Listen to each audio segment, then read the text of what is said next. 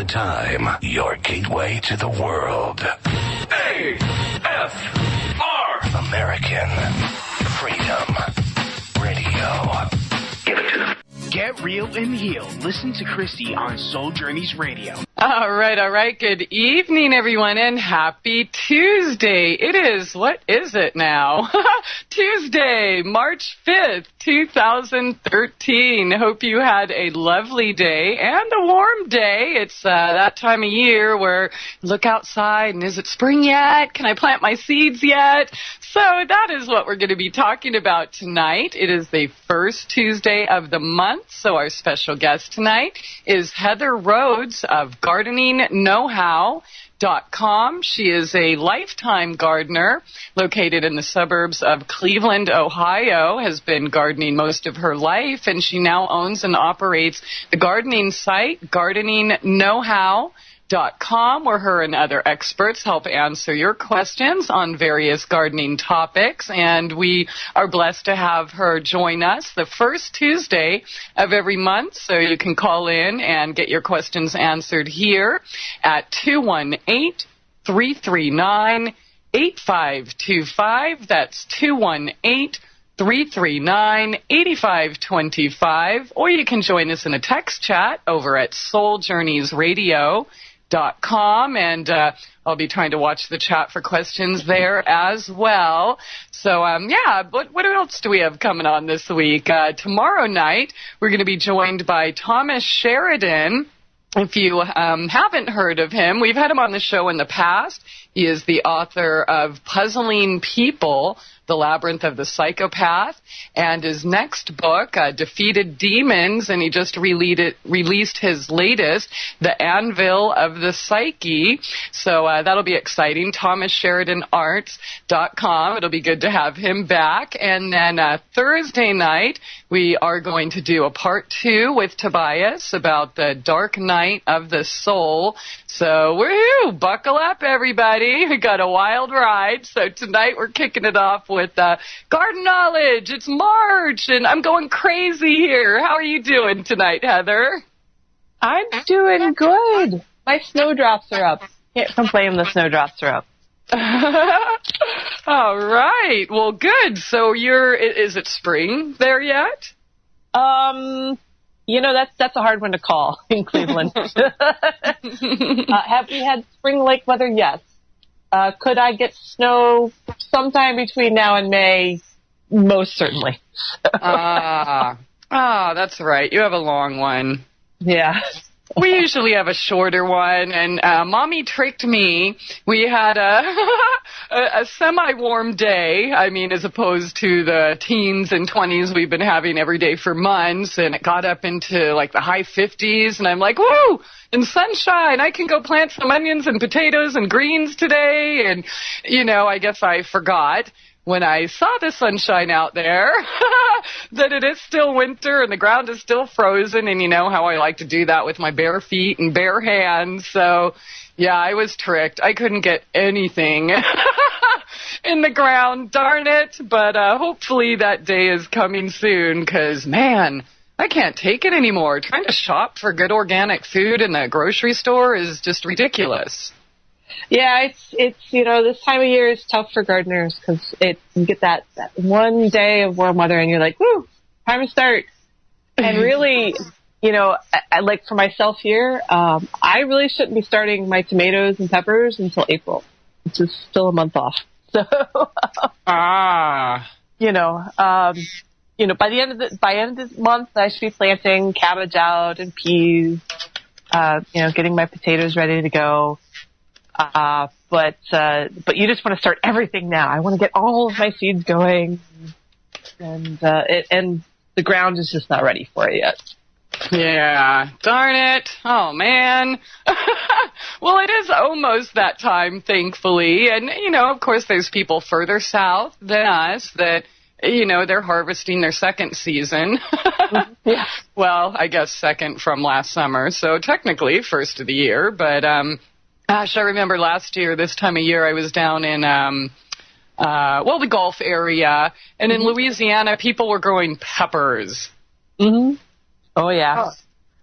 But a friend moved to North Carolina, and she had to learn how to garden all over again because they really do have two growing seasons. Yeah. So their time off in the South is the summer when it gets too hot for plants to grow. Awesome. Well, I'm getting there, and I know we have to listen to Mama and be patient, but this is a really hard time of the year. By the way, I wanted to share this with you. I found out last month the way to get more men to listen to our gardening show, Heather. Some of our kind chatters, Noel and Casey, they listened to the show last month, closing their eyes and replacing certain words that we said with probably had a sexual innuendo. And I know we were talking about worms and garden tools and seeds. And so I don't know what they're going to do tonight. Okay, it looks like weeds equals seed, roots equals pubes, plants equals pants. Okay, so I won't be able to visualize while I'm talking with her, but I hope you gentlemen have fun, whatever it takes, right? You know, if everybody wants to Rule 39 our show, they can do that. So, no joke. I used to have a job as a receptionist, and my voice is older now, but apparently they had several male clients who would call just to hear me answer the phone. So, hello. Yeah. How are you doing today? How are your worms? So, I got my garden hoe right here. This is not the first time I've been exposed to men using very innocent phrases to their own ends and devices. So. Hey, whatever works. As long as you're listening, you can replace any word we say with anything you want. But more importantly, I hope you're not just listening. I hope you're actually implementing the information because, I mean, really, you know, with the grocery store, I mean, I kind of mentioned that. It's just so hard to find anything organic, and when you do, the prices are ridiculous. But like most things, we'll never see organic here. And I've finally, after 5 years living here, been able to find grapes with seeds in them. Mm-hmm. Yay! But it's like $15 a glass of juice. So, well, and you know, ridiculous. I mean, beyond that, I mean, even what you're buying in the grocery store that's, you know, quote unquote organic has its own dangers because what we consider organic is not necessarily what the mass producers of food consider organic. So exactly. So they can still have like mercury, cadmium, lead, arsenic, all of that stuff that they use for the water. They can even grow GMO as and you know call it organic because we didn't add any pesticides after we created this brand new crop, you know, with spider DNA or fish DNA or whatever, and call it organic. So yeah, it's really tough and scary to eat well this time. Yeah, and we've also seen, you know, several outbreaks of E. coli, which is typically caused by human feces getting into the system where they're fertilizing the plants. These are types of things that we can either, if you choose to go that route with composting your waste, you can do so safely, or just avoid that altogether. And you don't have that guarantee with the major food chain that we depend on to supply us with food in the off season. Yeah, it's a darn bummer. I mean, I guess, you know, obviously we should be eating, you know, seasonally, but, you know, sometimes I want a tomato in the winter or 5. You know, I like my pineapples, and mangoes and we are spoiled. Karen. You know, I mean, it's a double-edged sword because nutrition overall has improved greatly because we can be spoiled like that, because we can get greens year-round. We are a healthier society On the other hand, allegedly. yeah. Well, I mean, we get the nutrients we need. I mean, you talk to my grandpa, and my grandpa is 96 years old, and he immigrated from Scotland when he was in his teens, and he can tell you all sorts of things about eating potatoes and lard for 3 months straight because that was all that was available. Yeah. We don't live in that world anymore, and that's really good. But on the other hand, we don't need to sacrifice all of our health to that particular idea. Yeah, for sure. Yep, I'm spoiled, and I like it, and I like my blender, and I like my juicer, and yeah. So we're spoiled. But okay, so well, it is early spring, and well, technically, I guess, especially people a little bit further south than me. So what are the things we need to be thinking about in our garden this year or this time of year? Certainly indoors, you can be starting your cold crop. No matter where you look. If you're able to get things planted outside outside right now, like in the south, you can plant your cold crops directly in. If you're stuck indoors, like I am, you can start your seeds, get your seedlings going for cold crops. And just as a reminder, cold crops are broccoli, cauliflower, cabbage, anything that's it's commonly mispronounced as cold, COLD. Anything that you would think of that likes cooler weather would grow now. Get that started. For most people, in the next couple of weeks, you should be planting your peas. I know a lot of gardeners use the Ides of March as the guide of when you're supposed to plant your pea seeds. Mm-hmm. And if you're planting peas, it's always a good idea to pre-soak them. It's a great way to get get your peas to germinate faster. Mm-hmm. And if you're not familiar with pre-soaking, and you can do pre-soaking with any type of seed, it's just some seeds it works better with than others. Mm-hmm.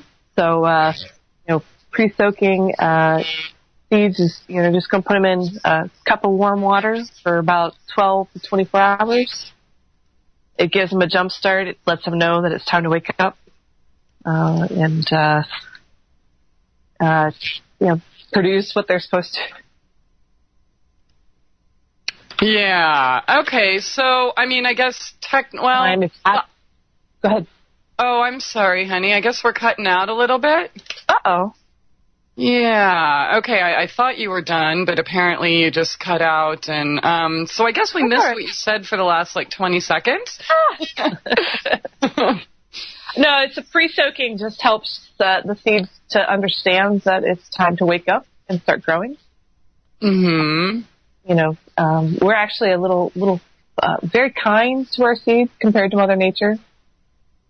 Seeds grew up or developed over the past, several millennia to expect that they'll be abused by Mother Nature before it's time to start growing.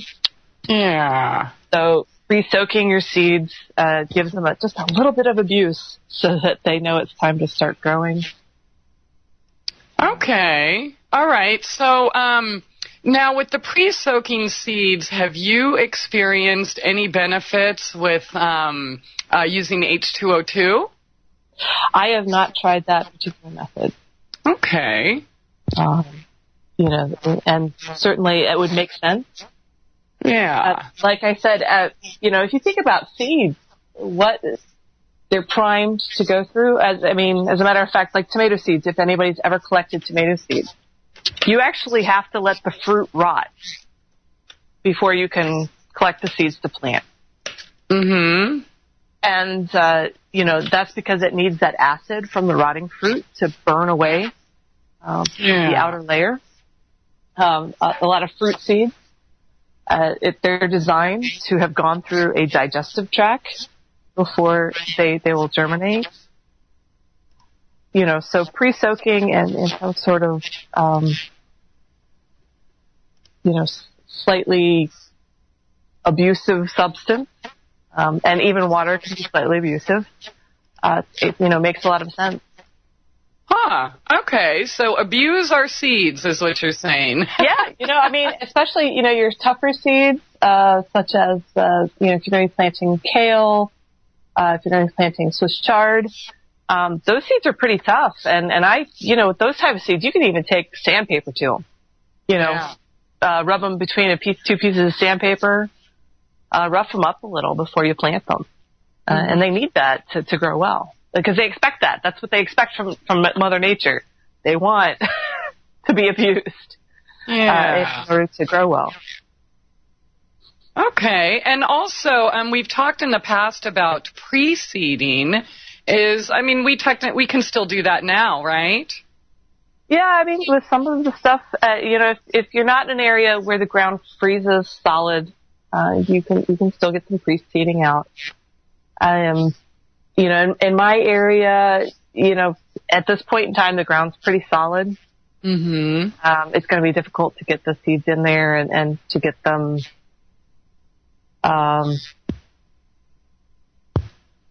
it's going to be a bit of a shock to seeds to be going in at this point in time. Yeah.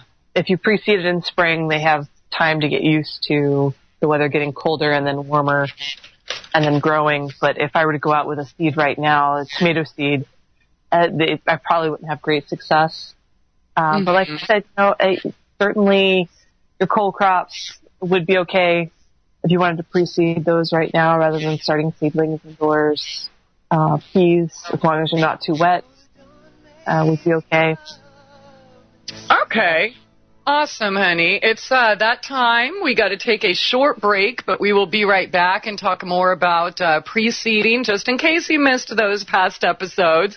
So hang on, everyone. Heather Rhoades of GardeningKnowHow.com here on SoulJourneysRadio.com. It's time to get real and heal.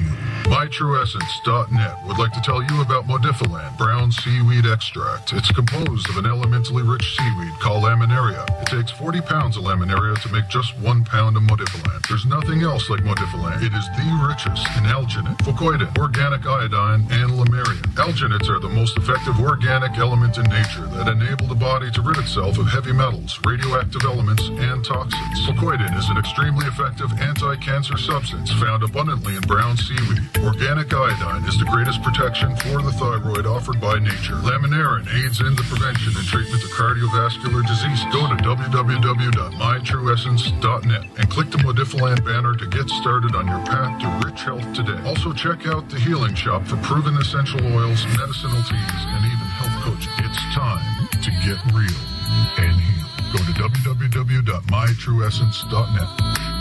Get real and heal. Listen to Christie on Soul Journeys Radio. No rules. No rules.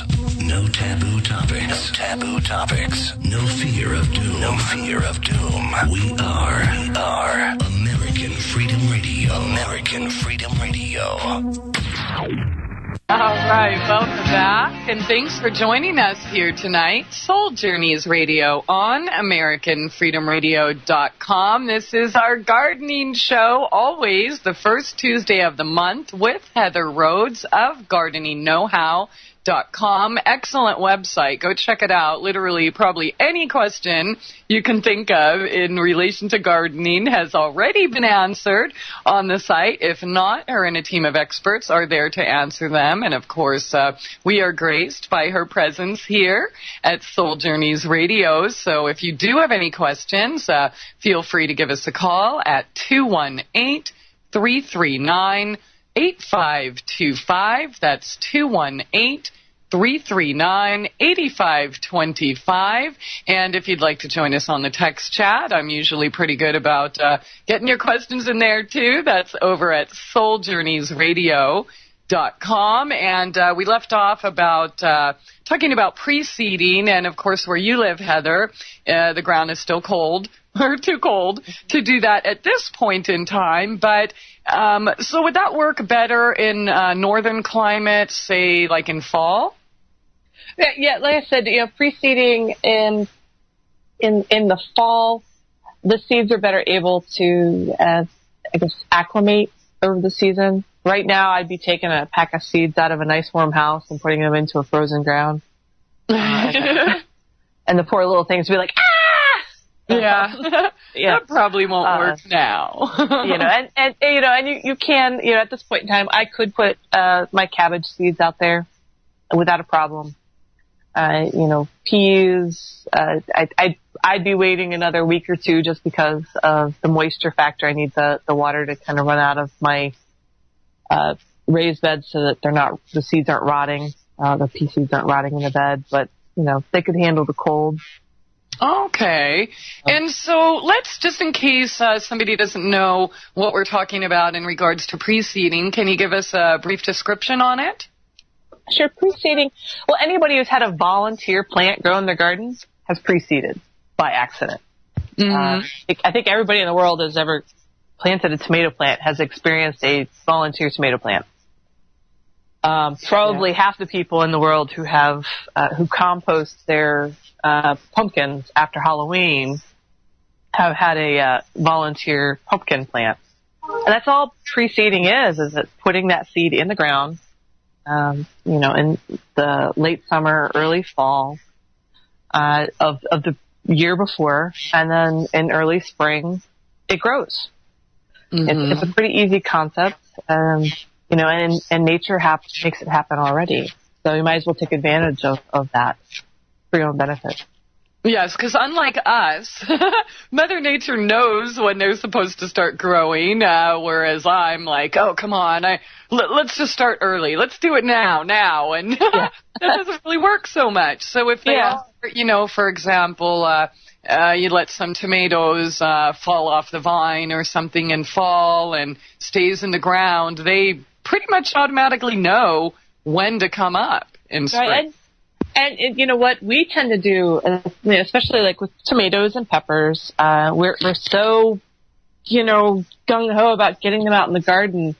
I know lots of gardeners who love to put their tomatoes out in April, and they put up all these little tents, but they weren't really meant to grow in temperatures under 50 degrees. Mm-hmm. So if you're not consistently hitting 50 degrees, especially at night, they aren't going to be really happy, and they aren't going to produce very well. I've actually heard some people say that if a pepper experiences temperatures under 50 degrees, it will not produce as well as it should. Okay. And at least here in Cleveland, we don't get temperatures like that till the end of May. And if you notice in your garden, your volunteer tomato plants don't start growing until around the end of May. But then you get to the end of summer, and those volunteer tomato plants are just as big as the ones you planted in April. Yes. And they're producing even better than the ones you planted in April. Are you telling me to slow down? Yes. It's very hard. It's hard for me. Like I said, right now, I just put in my order for tomato seeds a couple of days ago. So they'll be coming within the week, and I'm going to have to sit there and stare at them for the next month before I can even think about starting them indoors. Yeah. Because I can't plant them out till the end of May. Yeah. Oh, darn. Oh, man. We're so close, but so far away. Yeah. Well, there's plenty of things we can get started, like I said, peas are getting going. Another couple of weeks, we can do any of the cold crops. We can get those started in the house now. Potatoes in another couple of weeks. Lettuce, certainly by mid-April here in Cleveland. As long as we're not getting hard frost anymore, I can get lettuce out and get that started. And there's nothing better than, cut and come again lettuce. If you're not keeping a pot by your back door for cut and come again lettuce, you are missing out. That's what I have to say about that. Elaborate. Well, you just take a nice, I use a whiskey barrel, a half whiskey barrel. And, we take seeds. I like to get a mix, and I order my seeds from Baker Creek. So I get a mix from Baker Creek of different types of lettuce. You throw the seeds on, and when they get to about 2 or 3 inches high, you take a pair of scissors and you cut it off, and you go make salad. Oh. And then a couple days later, you'll have more lettuce leaves. They're 2 or 3 inches high, and you cut it off, and you go make salad. Definitely. Yeah, that's something I think people need to know. The lettuce is going to keep growing. So don't rip the whole thing out. It's, just clip the leaves that you need, and another week or two, there's a whole nother salad there for you. Yeah, I say in spring, my husband gets sick of salad because we have it every night because it grows so well. And all I have is a round whiskey barrel. Oh, wow. So, but I just wish there was a way. There's no way to preserve lettuce, you know. Just about everything else you can freeze, you can dry, you can do something with. Lettuce, you can only use it while it's growing. That's right. So if you get too much, I guess you can always juice it or blend it. Yeah. There you go, honey. What's that? Oh, just eat it. Salad, yeah. Salad in a glass. Okay, so, I mean, I guess it's best to kind of stagger your planting especially when it comes to something like lettuce or maybe radishes. Yeah, I mean, if you're growing cut and come again, you don't need to stagger it. If you're growing lettuce heads, then you definitely want to stagger, which is, every 2 to 3 weeks, just plant a new row, and that way you're not, getting 14 heads of lettuce all in the same week. Yes, I made those mistakes my first couple years. Right. Great. Now I have 20 heads of lettuce today. What the heck do I do? Or 50 cucumbers. That's and like I said, with lettuce, you're like pushing it on your neighbors because you can't preserve it really well anyway. Eat my lettuce. We're gonna hurt you. Radish is another one. Yeah, radishes are great for growing with kids. Yeah. They develop quickly. They get that quick, instant gratification. Maybe not instant, but quick gratification. And if you plant it, once a week, put in new radish seeds, you'll have a pretty constant supply for your salads. Or I like eating radishes, just by themselves, like apples or tomatoes. So. Oh yeah, delicious. Radishes with applesauce. Ooh. Really good. I bet that does. Yeah, it sounds delightful. Oh yeah, it's good. The sweet and the spicy and the crunchy and it's just really great. Awesome. Okay, so yeah, you want to keep that in mind. If you're not gonna, what did you call it with the cut and come again? Cut and come again. All right, cut and come again. Otherwise, if you're laying them out in a garden and you want big heads or what? Oh no, I'm hearing Casey and Noel in the chat. Yeah. They liked that one. But yeah, stagger your planting so you don't end up with 50 of something that you can't possibly use on that day. But okay, so this time of year, I mean, I guess Ides of March is coming up. It's the 5th today. So I guess that's about the time where we would want to start getting our onions and potatoes and such in the ground. Yeah, generally it's peas, potatoes, onions. That's about the time you want to get them in. It's really going to depend on where you live. And this is where a raised bed comes in handy, because a raised bed's going to be ready for those types of plantings several weeks before planting straight into the flat ground. Because a raised bed allows the water to run out. It also is above the ground, so it's not insulated. It warms up faster. So all these things would certainly help with getting those plantings out at the proper time. Yeah. And raised beds, that's important too, especially for some of these. I remember a couple years ago, I guess it was 2 seasons ago, where we had just tons of flooding here in the Midwest. And, everything was growing. It was a couple inches and looked so beautiful. And then it was all washed away. Yeah. And raised beds help prevent that. Yeah. Yes.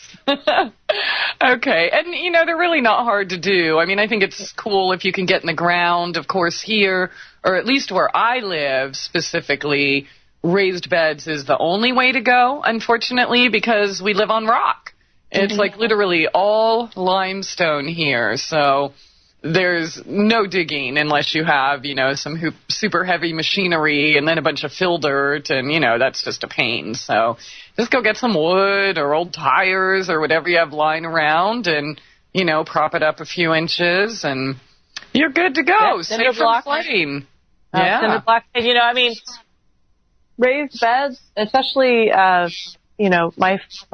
grandfather, as he started getting older, he built himself waist-high raised beds out of cinder block. It's allowed him to continue gardening because he couldn't bend over anymore. But he was able to stand up and take care of his plants and still enjoy gardening. Raised beds have all kinds of benefits. Mm-hmm. So if you're not using a raised bed at this point in time, I would really recommend that you look into it. Mm-hmm. Definitely. Yeah. Okay. So I guess in the next couple weeks, you said we're going to want to be thinking about getting our peas, potatoes, greens, onions in the ground. What about carrots? Carrots are possible. It's going to be, for example, for me, I'm looking at probably mid-April. When you start getting to plants like carrots and beans and that sort of thing, you want to be able to stick your finger in the ground and be able to keep it in the ground to the count of 10. If you can't keep your finger in the ground to the count of 10, the ground is too cold and you can't plant those things yet. Okay. So you say mid-April at least for you up in Ohio? Yeah. Mid-April is when I would start thinking about putting those plants out. Mm-hmm. And again, it's going to depend on, we've had crazy weather for the past 2 years. So, go out and stick your finger in the ground. If you can keep it in the ground for 10 seconds without going, that hurts. Darn. You can plant some of your mid-temperature, vegetables in the garden. I'm not there yet. However, I had a pleasant surprise when I finally started doing my fall cleanup 2 weeks ago. It just came on so fast, and, I was out of town a lot, and, oh, man. Then, of course, it was too cold, but we had another warm day, so I got, 75% of that done. But I found some big, beautiful carrots in the garden just waiting for me from last year. And I know you put an article on your site about, I think you called it storing carrots for winter. Sure. Mm-hmm. Yeah. Yeah, I mean, as long as your ground doesn't freeze solid, you can keep, carrots in the ground. Turnips, radishes, as long as you're not freezing hard. Even potatoes, as long as you're not freezing hard. Mm-hmm. You can keep in the ground.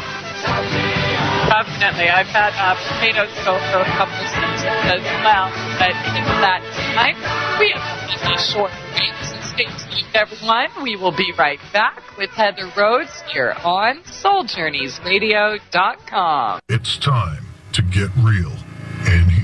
MyTrueEssence.net would like to tell you about Modifiland brown seaweed extract. It's composed of an elementally rich seaweed called laminaria. It takes 40 pounds of laminaria to make just 1 pound of Modifiland. There's nothing else like Modifiland. It is the richest in alginate, fucoidin, organic iodine, and lamarian. Alginates are the most effective organic element in nature that enable the body to rid itself of heavy metals, radioactive elements, and toxins. Fucoidin is an extremely effective anti-cancer substance found abundantly in brown seaweed. Organic iodine is the greatest protection for the thyroid offered by nature. Laminarin aids in the prevention and treatment of cardiovascular disease. Go to www.mytrueessence.net and click the Modifiland banner to get started on your path to rich health today. Also, check out the Healing Shop for proven essential oils, medicinal teas, and even health coaching. It's time to get real and heal. Go to www.mytrueessence.net. Get real and heal. Listen to Christie on Soul Journeys Radio. Yo, what's up? Check this out. The voice of the revolution. American Freedom Radio. American Freedom Radio. All right. Welcome back, and thanks so much for joining us here tonight. Soul Journeys Radio on AmericanFreedomRadio.com, and we are having way too much fun in the chat again. So if you would like to join us, that's over at SoulJourneysRadio.com. And apparently, Heather and I are just making it way too easy for the gentlemen in there tonight to have fun with the show. And, hey, that's what it's all about. So as long as you're absorbing the information, hopefully, and implementing it. But, okay, it's spring. I want it to be spring now. I mean, I'm hoping by next show, first Tuesday of April, I will have something, greens or maybe radishes or something popping out of the ground. But you mentioned radishes are really fun to do with kids because of the instant gratification, and I'm sure we have some first-time gardeners listening to the show. So why is that? Well, it's radishes just grow so fast, and for kids, it's hard for them to understand you're going to put a seed in the ground and 3 months later you're going to get food from it. Yeah. Radishes, you can... That's hard for adults, too. Yeah, it is. Yeah, and you're always thinking, did I do something wrong? Is it going to grow? Did someone else eat the seeds? What's going on? So, yeah, with radishes, you see something almost instantly. Yeah, and it's there and it pops up and they understand. Carrots are great. I still remember with my oldest, we were living in an apartment and taking 5-gallon buckets and filling them with dirt and putting carrots in there, and him pulling out this giant batch, a giant bunch of carrots from those buckets on our balcony in the apartment building. Mm-hmm. There's a lot of things for kids that can make it fun and teach them to do it.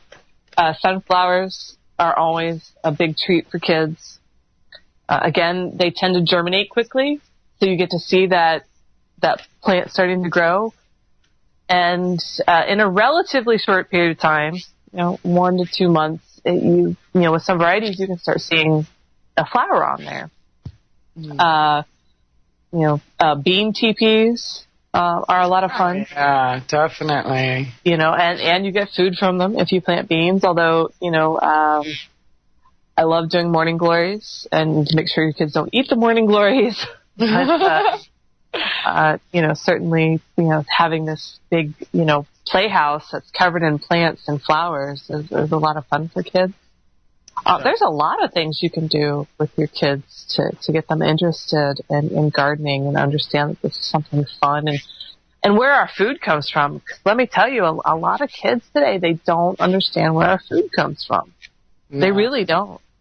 Yeah, a lot of adults don't. I mean, I remember in San Diego, they're like, you mean that comes from the ground? That's weird. I thought it came from a store. So it's like the more, I guess, we've been acclimated to the city life and hustle and bustle, we've become so disconnected and completely forgot. So, yeah, I think it's wonderful to do with children. I know my children really enjoyed it. But the waiting thing, is, that's hard for them. Teaches you patience. It's hard for them. It's hard for me. I'm not going to deny it. And when I plant my tomato seeds, I want my tomatoes tomorrow. Yep. So, although I really do enjoy the process. I mean, it's just so amazing to me. And for children to see that is such a wonderful life lesson.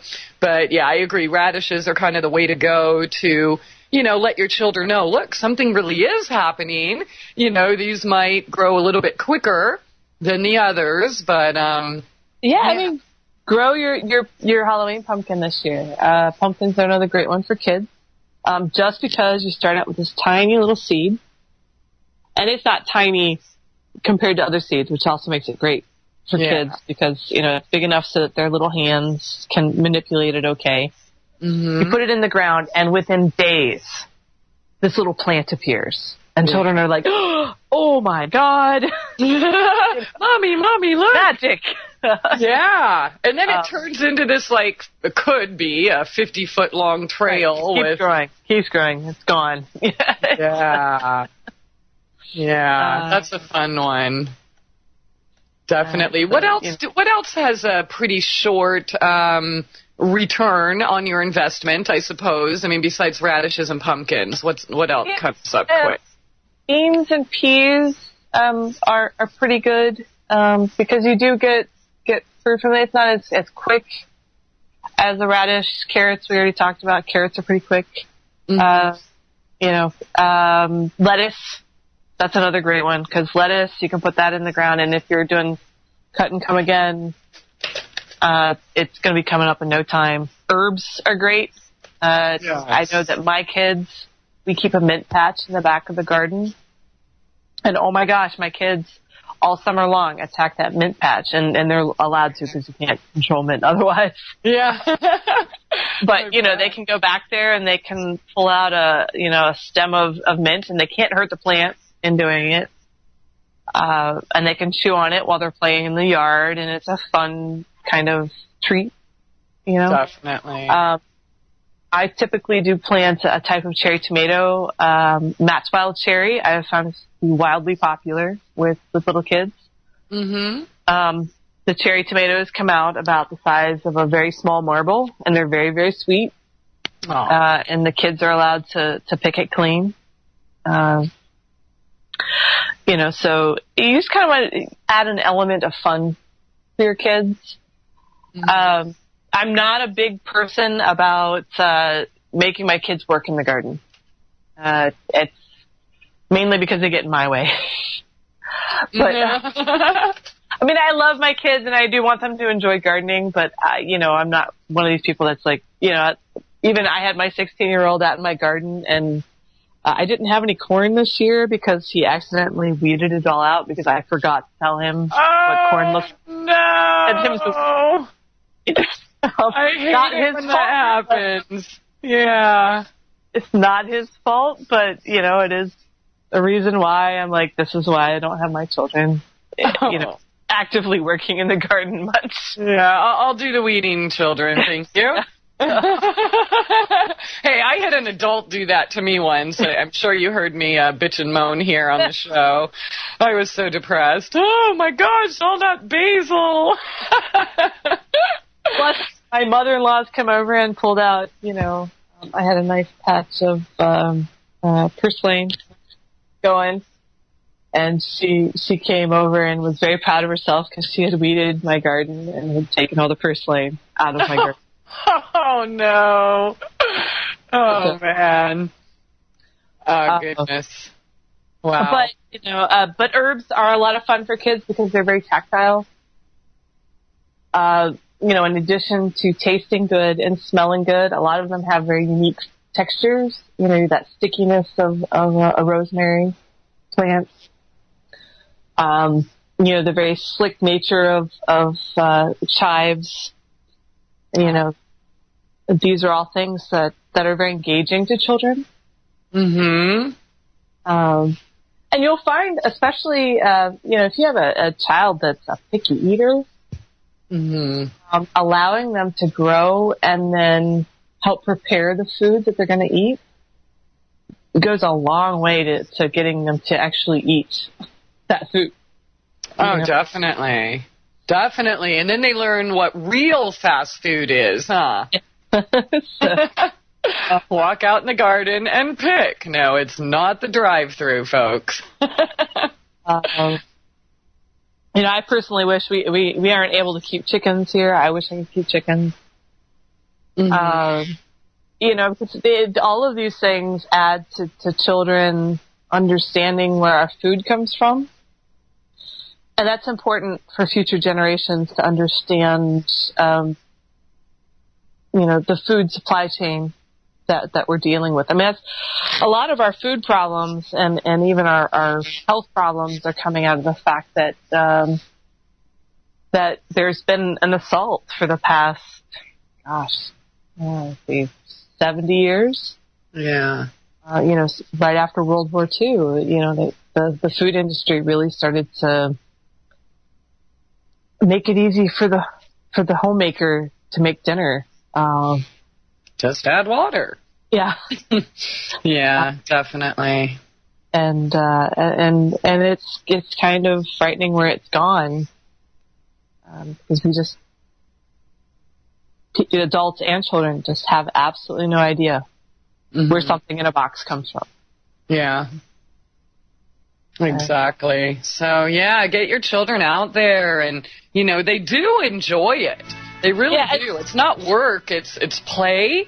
It's life experience. It's just wonderful lessons. It's fun. You can get creative with it. You get to play in the mud. Where most parents are like, oh, no, don't do that. And, us gardeners are like, go play in the mud. It's excellent. And you're not, you don't have to grow, like, all your food for them to get where this is coming from. Yeah. All they have to do is one tomato plant, and they start to understand. Yeah, definitely. One herb plant, one flower, whatever. So start there. Start small. Don't think you have to grow a whole farm to, feed your entire community, but it is that time. We will be right back. Hang on. SoulJourneysRadio.com. It's time to get real and heal. MyTrueEssence.net would like to tell you about Modifiland brown seaweed extract. It's composed of an elementally rich seaweed called laminaria. It takes 40 pounds of laminaria to make just 1 pound of Modifiland. There's nothing else like Modifiland. It is the richest in alginate, fucoidin, organic iodine, and lamarian. Alginates are the most effective organic element in nature that enable the body to rid itself of heavy metals, radioactive elements, and toxins. Fucoidin is an extremely effective anti-cancer substance found abundantly in brown seaweed. Organic iodine is the greatest protection for the thyroid offered by nature. Laminarin aids in the prevention and treatment of cardiovascular disease. Go to www.mytrueessence.net and click the Modifiland banner to get started on your path to rich health today. Also check out the Healing Shop for proven essential oils, medicinal teas, and even health coaching. It's time to get real and heal. Go to www.mytrueessence.net. Get real and heal. Listen to Christie on Soul Journeys Radio. No rules. No rules. No taboo topics. No taboo topics. No fear of doom. No fear of doom. We are American Freedom Radio. American Freedom Radio. All right. Welcome back. Top of the second hour here tonight. Thanks so much for joining us here. Soul Journeys Radio on AmericanFreedomRadio.com. It is the first Tuesday of the month, so we are joined by the lovely Heather Rhoades of GardeningKnowHow.com. Her and a team of experts answer all of your gardening questions, not just vegetables and stuff like that we're talking about tonight, exotic stuff, flowers, roses. You have pretty much a specialist in any type of garden expertise. So that's GardeningKnowHow.com.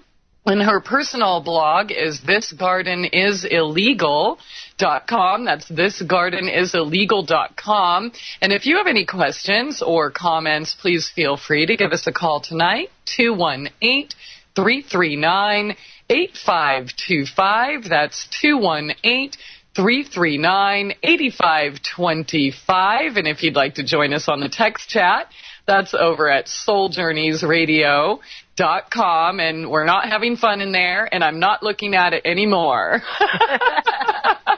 Oh, man, we're making it too easy. But, okay, so let's see. It's, this time of year, what would be the most beneficial thing we can do for our spring garden prep? You need to start looking at how you can possibly amend your soil. Okay. It's too late to be putting manure directly into your soil at this point in time, but certainly compost is great. Mm-hmm. If you've got some leaves from your yard that you haven't spread over there, you can chop them up real fine and work those in, or just lay them over top. Soil testing, that's something we should be doing this time of year. Mm-hmm. Either, check with your local extension service, and we do now have the extension service finder on our site. If you go to the Gardening Know-How, go look at Gardening Help and find my local extension service. Put in your zip code. It'll tell you where the local extension office is. Excellent. Okay. You can go talk to them, see if they do soil testing. If they don't do soil testing, UMass University of Massachusetts will test your soil for $5 per sample. Mm-hmm. And this is important. People ignore this. They're like, oh, I just need to put fertilizer down. Well, if you don't know what's in your soil, you don't know what you need to add. Yeah. Exactly. Okay, so that's awesome. We can go to gardeningknowhow.com, click on gardening help, and you just type in your zip code, and then it pops up. Hey. Yay! Yeah. Good job. Sorry about that. I have no idea why that happened. But yeah, I mean, spend the $5. You spend $5 on a Starbucks. Well, maybe you do. I don't, but people do. There's something sort of whimsical or not important that you spend $5 on. Spend $5 to get your soil tested. Yeah, definitely. I mean, it's going to be feeding your family, for a year. Mm-hmm.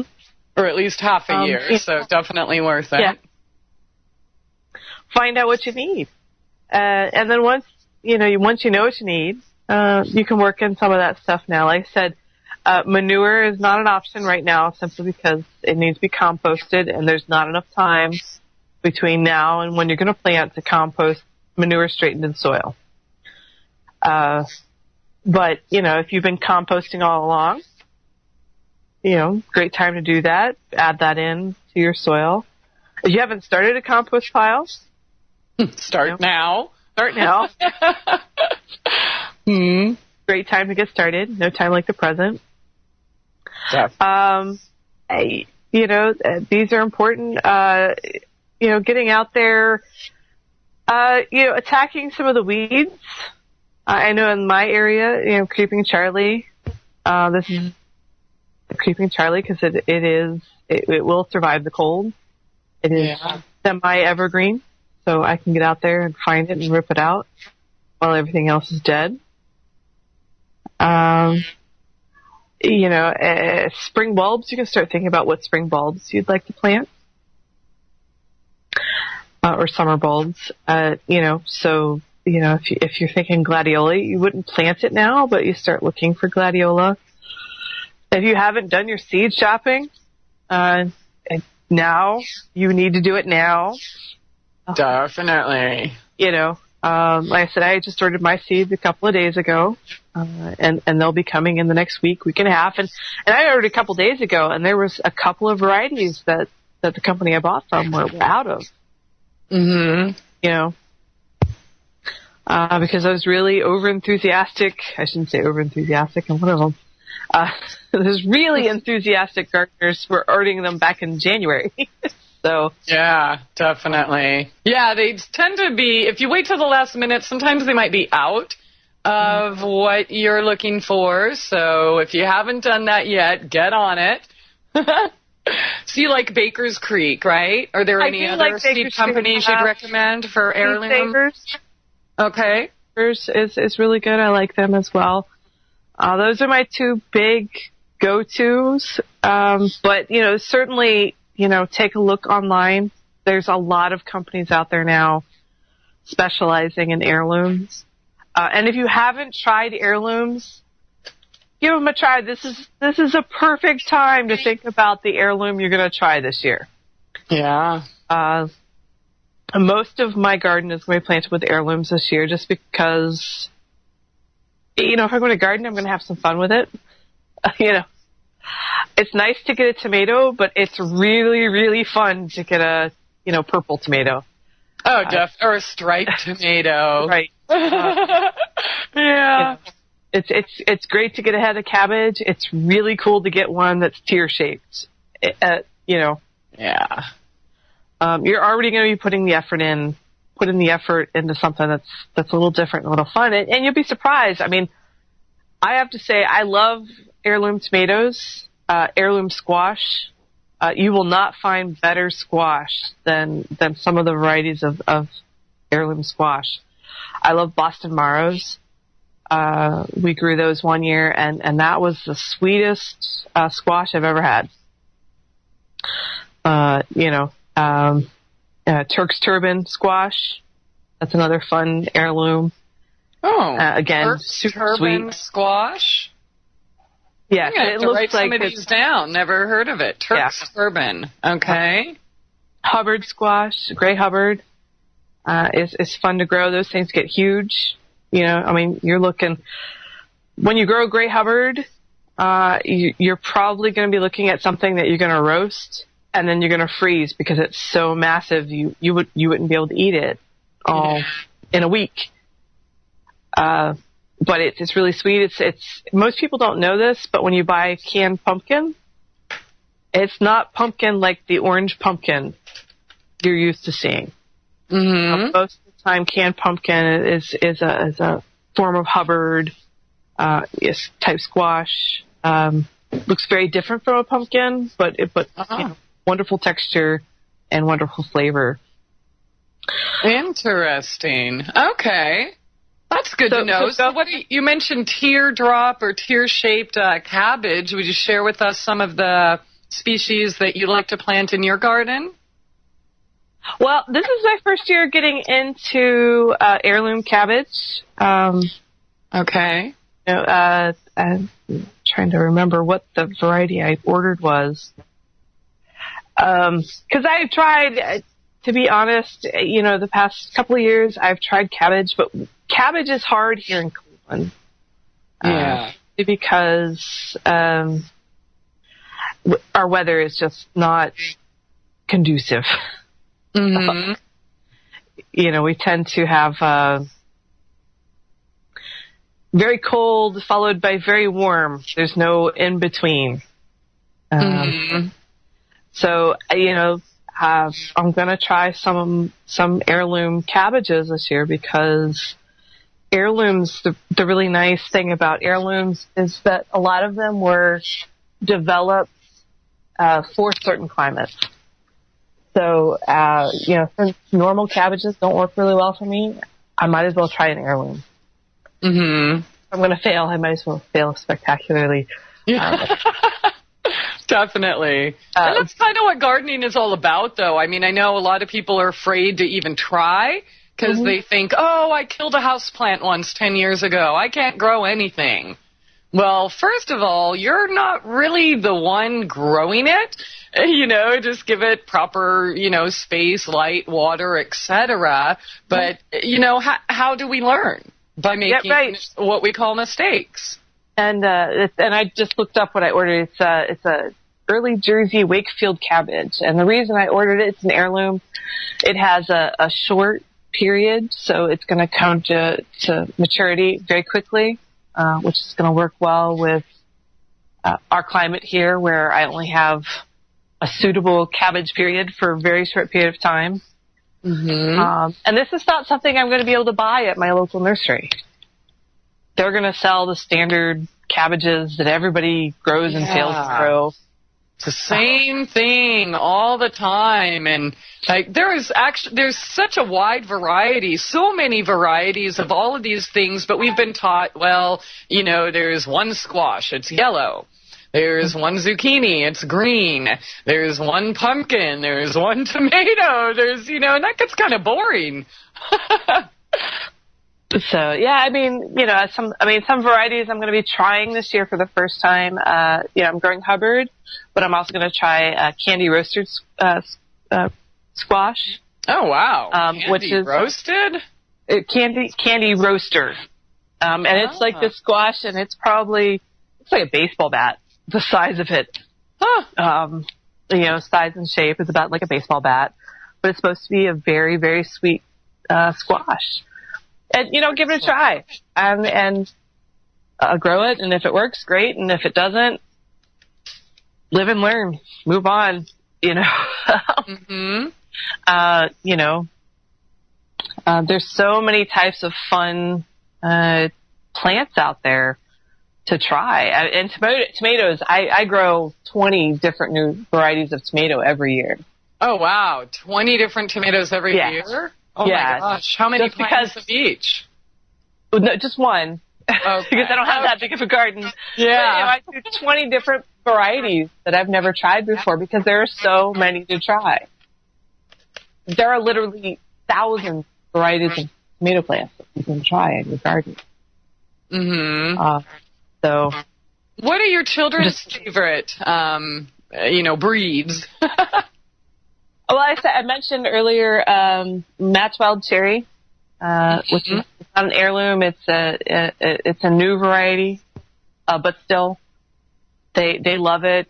Like I said, tiny little tiny tomatoes. They look like little tiny marbles, and you get hundreds of them on a plant, and it grows. And it's called Matt's Wild Cherry because it grows just crazy. Mm-hmm. There's no keeping it in a cage. There's no keeping it on a line, or a stake. It grows everywhere. Oh, okay. And my kids love that one. They did get a kick out of the unusual squashes over the years. They love that. What else have they liked over the years? They like getting the vegetables out, but when it comes to fascination, they're more about flowers. Mm-hmm. So morning glories are always great for them. Again, we don't let them eat the morning glories. I've never eaten a morning glory. What happens when you eat one? It's hallucinogenic. Really? You just eat it just like that? Parts of it. Well, it's poisonous as well. A lot of hallucinogenics, too much are poisonous. So, but it's one of those plants that kids love. But if you have a kid that's a nibbler, you have to keep an eye on them. Yeah, I mean, they're absolutely beautiful. What kid wouldn't love it? Big heart-shaped leaves and, of course, what do you do when you're a child? Everything you touch goes in your mouth. Yeah. But wait, I'm going to learn something here. You're saying if you just eat, a morning glory flower, you can hallucinate? That is my understanding. Like I said, I've never, but I do know morning glory is considered hallucinogenic. So I'm not sure what parts you're supposed to be eating to get that effect, but. Okay. I thought they had to be synthesized some way, but I don't know. I've never done it. I grow them every year because I love them. They're just beautiful and they cover up my ugly cheap wire fences. But they can become a nuisance because they do reseed pretty readily. Oh, but if you're looking to cover an eyesore, nothing beats morning glory. Oh, definitely. They even cover up the compost pile. and at this point in time, I've realized that we are really sending your chat room people off. Yeah. Woohoo! I gotta try that though. I'm gonna eat a morning glory flower this year just to try it and see. But from what I've read, I haven't done it before, but what I've read, you're supposed to, I don't know, grind up the seeds maybe. I'm not sure if the properties are in the flower or not. But you know what? I'll try it and I'll report back to you. I just know that every time you read about children and morning glories, there's always the warning. Don't let them eat it. Yeah. Okay. So I think they were doing something a while back, selling morning glory seeds to make the hallucinogens. And so when you buy morning glory seeds in the store, they actually have some kind of mercury coating or something around them now to protect you. They're going to protect you from the natural poison by adding more. Yeah. Woohoo! Yeah. Who would have thought? Oh, goodness. Yeah, okay. But in your garden, you can have so much fun with your plants. And why not? Yeah, definitely. That's what it's all about. Exactly. Have fun, eat healthful, have some to share and preserve for your family during these hard winter months. But it is that time. We have to take another break again. So hang on, everyone. We will be right back with Heather Rhoades of GardeningKnowHow.com here on Soul Journeys Radio. It's time to get real and heal. MyTrueEssence.net would like to tell you about Modifiland brown seaweed extract. It's composed of an elementally rich seaweed called laminaria. It takes 40 pounds of laminaria to make just 1 pound of Modifiland. There's nothing else like Modifiland. It is the richest in alginate, fucoidin, organic iodine, and lamarian. Alginates are the most effective organic element in nature that enable the body to rid itself of heavy metals, radioactive elements, and toxins. Fucoidin is an extremely effective anti-cancer substance found abundantly in brown seaweed. Organic iodine is the greatest protection for the thyroid offered by nature. Laminarin aids in the prevention and treatment of cardiovascular disease. Go to www.mytrueessence.net and click the Modifiland banner to get started on your path to rich health today. Also check out the Healing Shop for proven essential oils, medicinal teas, and even health coaching. It's time to get real and heal. Go to www.mytrueessence.net. Get real and heal. Listen to Christie on Soul Journeys Radio. Welcome to the world's meeting place. American It's practically narcotic. Freedom Oh, yes, I like very much. Radio. They're an American institution. American Freedom Radio. All right, welcome back, and thanks so much for joining us here tonight. Soul Journeys Radio on AmericanFreedomRadio.com with Heather Rhoades of GardeningKnowHow.com. She is here to answer all of your gardening questions, so give us a call at 218-339-8525, or feel free to post your question in the chat at souljourneysradio.com. Just click on listen and chat up in the top. And in regards to Morning Glory, someone else just put an article about him in the chat, and that one says the same thing. It's like the seeds that, I don't know, you're supposed to do something with the seeds. So I don't know. A lot of those, plants that are allegedly poisonous, I mean, take nightshade, for example. I've never known anyone that a tomato or an eggplant or tobacco has killed. So, I don't know. When they say it's poisonous, it's like, I want some more of that. I don't know about you. But we'll have to find out. And I will eat a flower this summer just to see what happens, and maybe we can dispel the myth, or maybe it'll be factual, and I will let you know. So I guess coming around, probably our June show, hopefully I will have eaten a Morning Glory flower by then, just to see. So you were sharing with us some of the interesting lesser-known varieties of heirloom plants. Some of them you grow, and some of them you're going to try, and they sound absolutely amazing, like candy roaster squash. That sounds beautiful. Are there any other interesting lesser-known varieties you'd like to share with us to kind of get our juices flowing when we're doing our seed buying this year? If we haven't done it already, of course. Well, most of my experience with heirlooms does come from tomatoes. So I have some favorites among that. I have a Deutschka. That's one of my favorites. Ooh, what's that? It's a yellow tomato. It's fantastic. Very flavorful. A lot of fun. Okay. The Cherokee Black is one that is easy to find. If you're looking to get started, in growing something new and different. Let's see, the Paul Robeson tomato is another one that's typically pretty easy to find. Mm-hmm. And one of the things I love about heirloom plants, not just tomatoes, is they all have a story. Yeah. A lot of people don't know, but carrots are not supposed to be orange. Yeah, I've heard that. Let's talk about that. Yeah, they were originally, I believe, purple. Purple. Oh, okay. Yes. I thought they were like whitish, maybe, or maybe that was another story I was reading. They're originally, I believe, supposed to be purple, and it was I think it was Holland.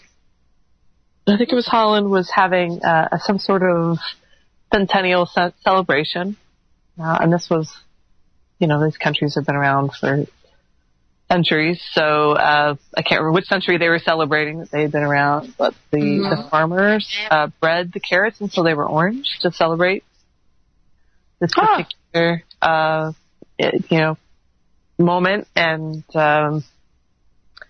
they were able to get it to be orange, and then it was so popular it stayed that way. As a matter of fact, tomatoes are not supposed to be red. So, that's another thing I love about, heirlooms. Tomatoes are originally in the wild were either orange or yellow. When they were brought to Europe and, started to be cultivated in Europe, they, marketing is everything, right? Mm-hmm. So they needed to be able to get an angle to sell these things. And if you look back during the time period that, a lot of new foods were being brought from other countries, whether it be the Americas or the Indies or Asia, they tried to turn everything into an aphrodisiac. Oh, all right. Everything was an aphrodisiac. So, and that included tomatoes. They were supposed to be an aphrodisiac, and they did get the nickname the love apple. Again, we're setting the chat room off. But you can hear him from there. Yeah. Like the keyboard's going mad with typing. But they had the love apple. It's really hard to sell something as an aphrodisiac if it's yellow or orange, so they bred them to be red. Isn't that interesting? So that they could sell them as love apples, because that's the color of love.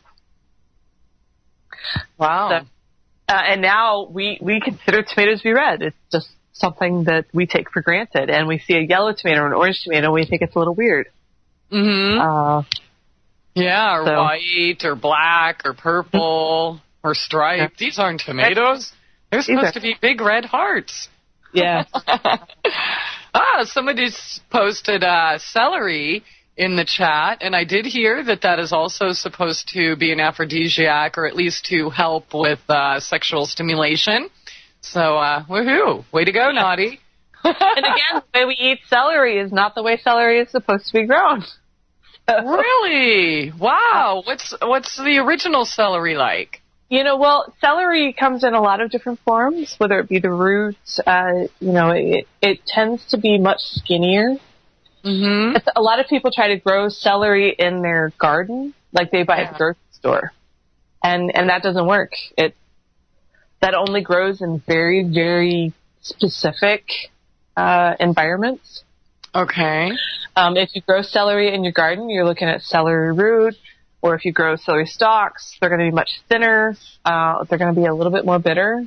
Even if you blanch, you're still not going to get those big fat stalks like you're used to buying at the grocery store. Yeah. And that's again with tomatoes, we get this idea that tomatoes are supposed to be these perfect little round baseballs. Mm-hmm. Not so. Lettuce. Lettuce comes in more colors than green.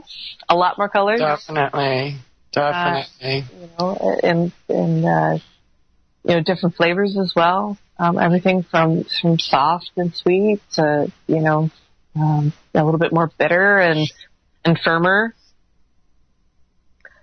You really do need to open up your mind to the possibilities of your garden. It's cauliflower. You are seeing some experimenting with the food supply chain with the different color cauliflowers, which you can get cauliflower in like any color you can think of. It's not dyed. When you see like the orange cauliflower at the grocery store, it's not dyed. That you can grow it that way. You can grow purple, you can grow green, you can grow orange, you can grow the white. That's normal. Yeah, we're all mostly limited to one. Like, tomatoes are all red, cauliflower is all white. It's, getting kind of boring. I want to go back to our roots. Yeah, it's, if you've never grown Romanesco broccoli, Romanesco is a lot of fun to grow for kids. Because that is the most freaky-looking vegetable you've ever seen. Yeah, it's really beautiful. It's gorgeous. It looks like a fractal. Yeah, you don't want to eat that. It's too pretty to eat. Yeah. How much just up? Yeah.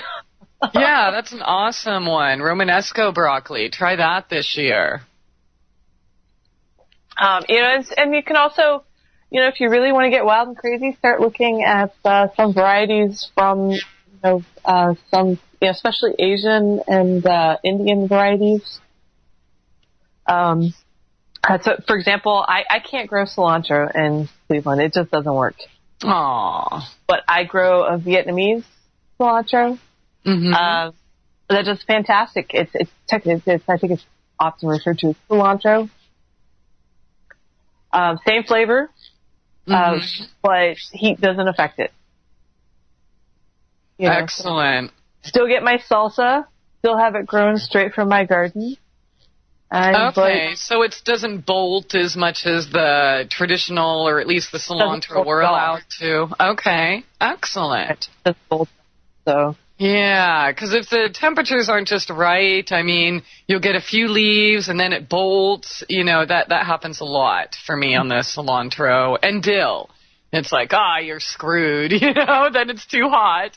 But, okay, what about, since you mentioned cilantro, what about dill? Do you know of a variety that doesn't bolt as easily as the traditional cilantro does? I don't off the top of my head, but again, take a look around for heirlooms. The great thing about heirlooms is that they have been developed for certain climates.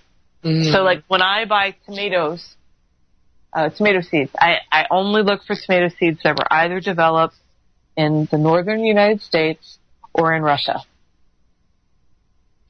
Because those two types of climates closely match where I'm growing. Yeah, that makes sense. So, take a look around. Look for a dill plant, an heirloom dill, that was developed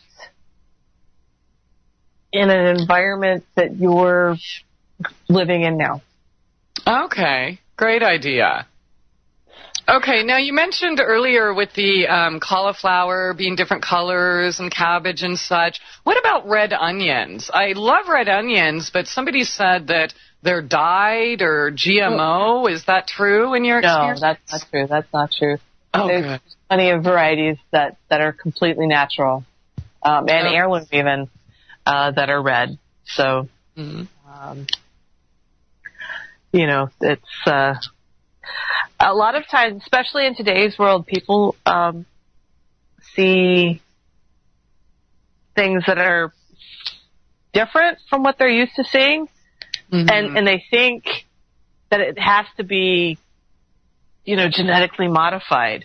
Today, if you went to the grocery store and you saw a purple carrot, it could pop in your head that this was genetically modified. That's not the case. That's what I'm looking on the Baker's Creek website right now.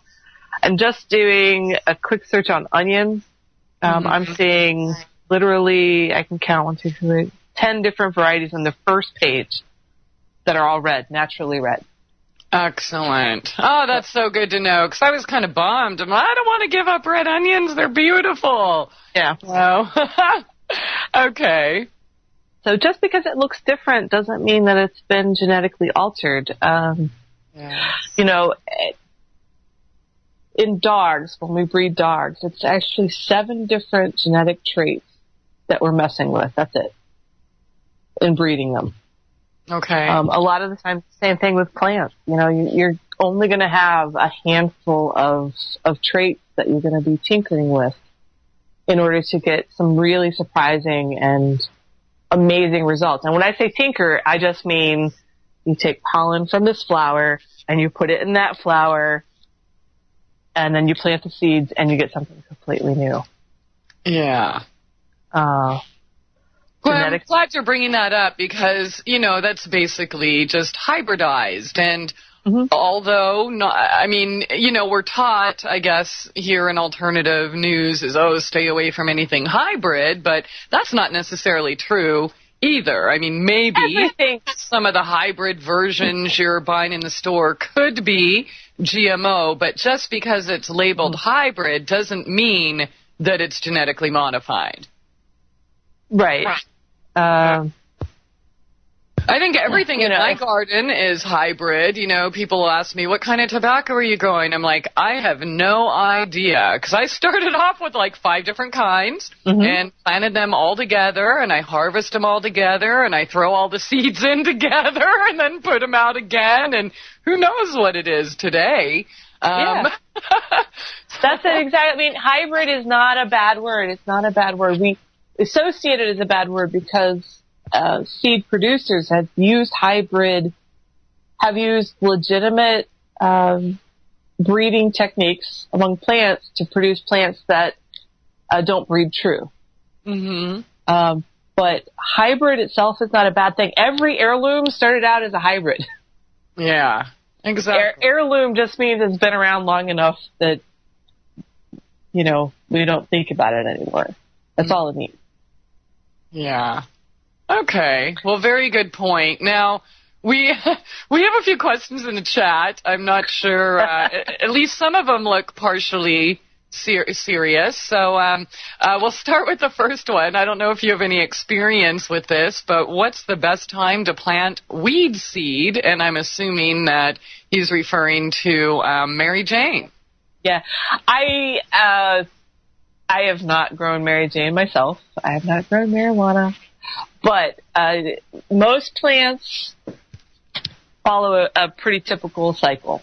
And springtime is the time when most plants do best. Now, marijuana production does tend to happen in an enclosed environment.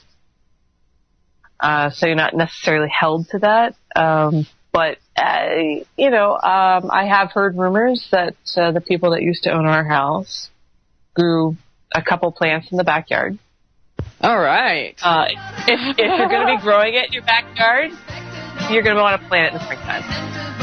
Well, you may not inhale, but I do. So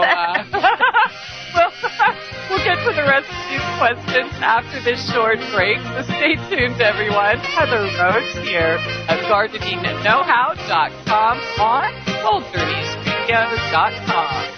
It's time to get real and heal.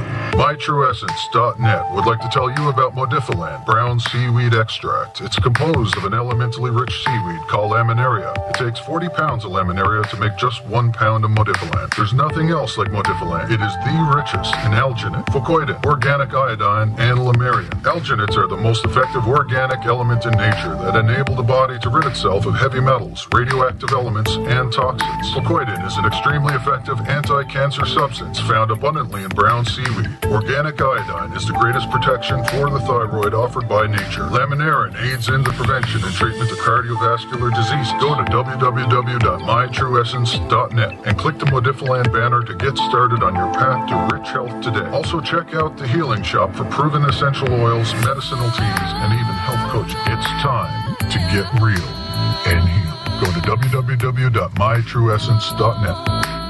Get real and heal. Listen to Christie on Soul Journeys Radio. Welcome to the world's meeting place. American It's practically narcotics. Freedom Oh, yes, I like very much. Radio. They're an American institution. American Freedom Radio. All right, welcome back. Thanks again for joining us here tonight. Soul Journeys Radio on AmericanFreedomRadio.com with Heather Rhoades of GardeningKnowHow.com. And seriously, your one-stop source for all of your gardening information needs. So not just about organic vegetable gardens, definitely edible gardens, how-to, composting, soil, pH levels, ornamental gardens, house plants, different types of problems you may encounter, such as weeds, garden pests, diseases, environmental issues, lawn care, composting basics, manures, worm farms, etc. So anything you want to know, you can find it right there at GardeningKnowHow.com. And we left off with a question about, it's said in the chat, called it the devil's weed. So we're assuming we're answering this for somebody who lives in Colorado or Washington, of course. So please continue. Like I said, if you're planting it outdoors, springtime is going to be your best time. Indoors, again, I'm not going to be the best person to answer this question, just because I have found that when it comes to marijuana growing, you're going to want to look for an expert, and I'm not it.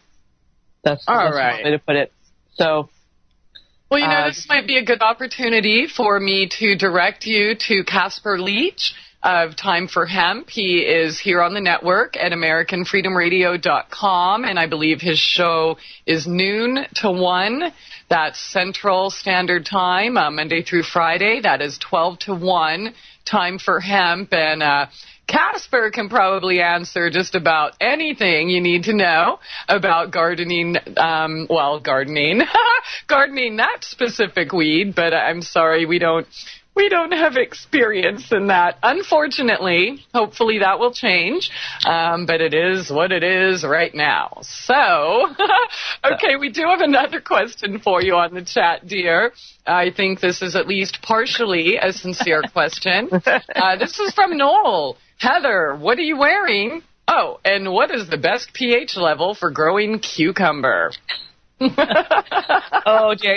Really, he probably does not want me describing what I'm wearing because she's naked. Probably just shatter the image he has. I'm wearing pajama bottoms, a Vampire Lestat T-shirt from when I was in college, and a sweatshirt. So,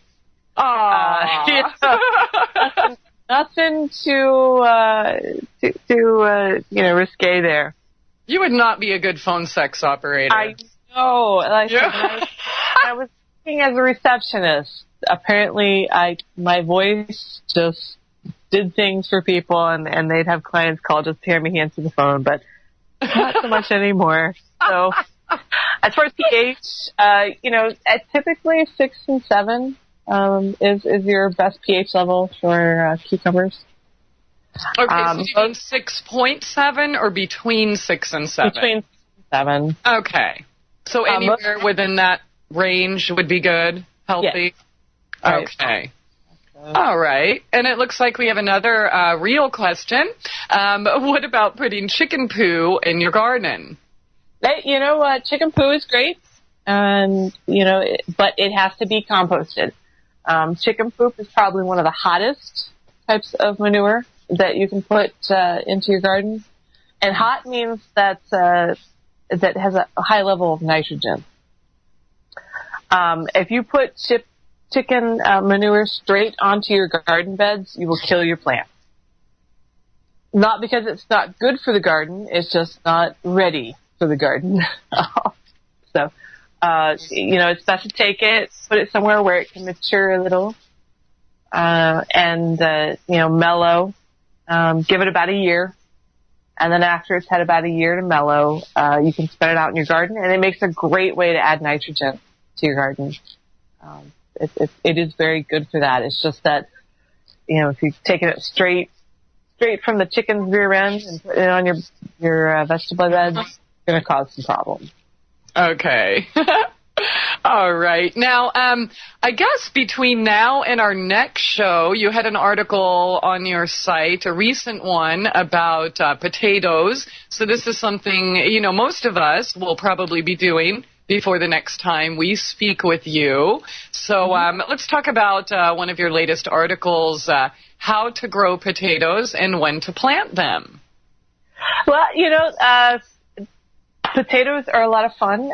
Most people plant them too late. You do need to plant them, like you said, sometime in March is typically a good time to plant them. This year I'm going to be trying growing potatoes in straw, and we have an article on that on the site. Okay. You have to start out with how are you going to grow your potatoes. When I was a kid, my mom grew potatoes in tires. Mm-hmm. You started with one tire, you planted the chunks of potatoes, and then as they grew, you just kept stacking tires on top and shoving in soil or grass clippings. You can plant them in the ground. Mm-hmm. Some people like to chit their potatoes, and chitting is basically pre-sprouting your potatoes. So, when you buy potatoes at the grocery store and you put them in the pantry, and then you go to get them, and they have these little legs and arms coming out of them. That's basically chitting. Okay. Getting that started. And a big decision you have to make as potato growers is whether or not you're going to cut your seed potatoes. There's pros and cons to keeping them whole or cutting them. If you keep them whole, they're less susceptible to disease, but you only have one. Okay. If you get seed potatoes and then you cut them up, you have more of them, but those cut edges expose it to rot and bacteria. So you kind of have to think about, which pro do you want to go after more? Quantity over quality is basically what it comes down to. So what kind of diseases are potatoes susceptible to?